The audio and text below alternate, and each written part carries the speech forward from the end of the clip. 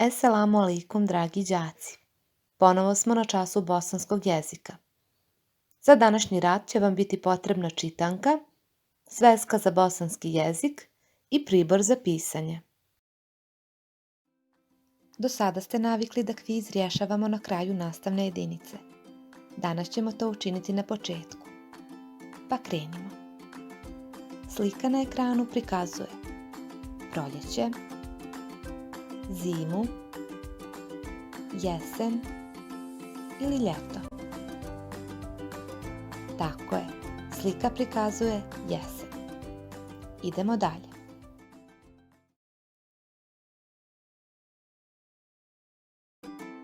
Koji plodovi dozrijevaju u jesen? Jagoda, kesten, višnja i nar. Odlično, kesten i nar dozrijevaju u jesen.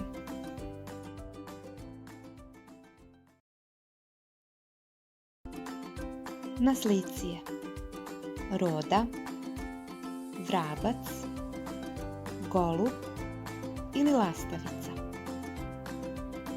Bravo, na slici je lastavica.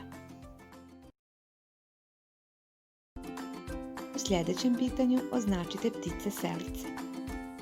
Flamingo, lastavica, roda i golub.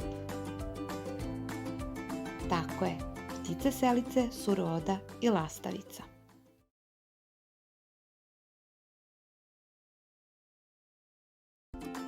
I posljednje pitanje za ovaj kviz, kada nastupa jesen?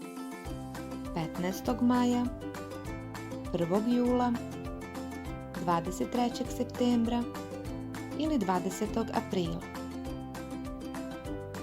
Tako je, jesen nastupa 23. septembra.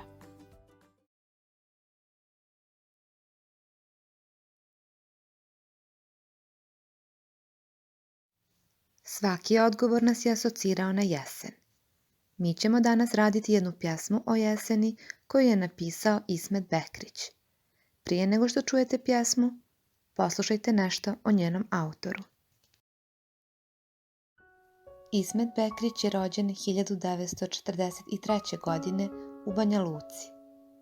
Studirao je na Filozofskom fakultetu u Sarajevu, a nakon toga se vraćao u Banja Luku gdje je radio kao urednik lista Glas i nakon toga urednik izdavačke kuće Glas.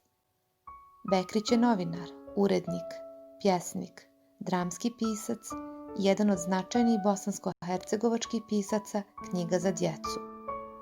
Objavio je sljedeće knjige: Jutro tate Mrguda, Kape u vis, Klupa kraj prozora, Otac s kišobranom, te u ediciji Bošnjaka književnost za djecu u 20 knjiga i mnogi druge. A sada poslušajte pjesmu.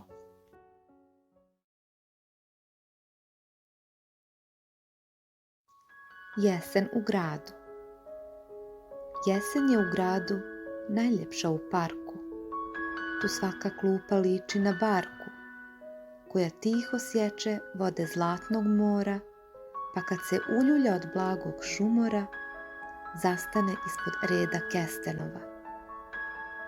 Jesen je u gradu puna zlatnih snova i ne treba spustiti snene trepavice, lišće kao kiša miluje ti lice. Neki list u kosi završi svoj let, ličeći na zlatni, uspavani cvijet. U pjesmi su sve riječi uglavnom vama poznate. Ja sam izdvojila dvije za koje sam pomislila da niste čuli. A to su barka, mali čamac i šumor, zvuk. A sada ćemo razgovarati o pjesmi. Gdje je jesen najljepša u gradu? Jesen u gradu je najljepša u parku. Koja boja preovladava u opisu jeseni u parku i zbog čega? U parku preovladava zlatna boja zato što lišće žuti kada dođe jesen. Pronađi stihove koji opisuju klupe u parku. Stihovi koji opisuju klupu u parku su: tu svaka klupa liči na barku koja tiho sječe vode zlatnog mora. Čega je puna jesen u gradu? Jesen u gradu je puna zlatnih snova. Zašto pjesnik kaže da ne treba spustiti snene trepavice? Pjesnik kaže da ne treba spustiti snene trepavice zato jer kada bi spustili, oči bi se zatvorile i ne bi mogle vidjeti taj prelijepi jesenji prizor. Gdje završi svoj let poneki list i na šta on liči?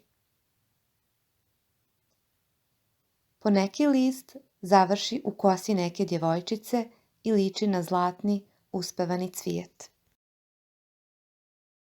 Hajde sada da naučimo nešto novo. U tekstu pjesme vidite da sam neke riječi podvukla. Zlatno more, zlatni snovi i uspevani cvijet. Pjesnik je na slikovit način želeo da opiše prirodu i želeo je da i mi tu sliku doživimo kao i on. Na taj način doživljaj je iskazan jasnije, snažnije. Ako kažemo more, mi pomislimo samo na plavu boju i nešto što je prostrano, veliko.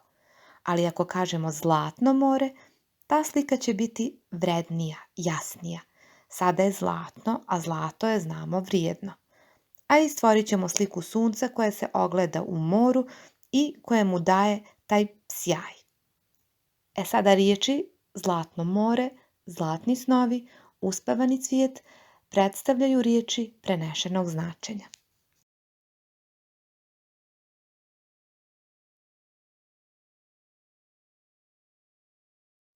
A ovako bi trebala da izgleda vaša sveska za školski rad. A za domaću zadaću ćete imati da napišete sastav na temu Jesen u mom parku. Toliko za danas.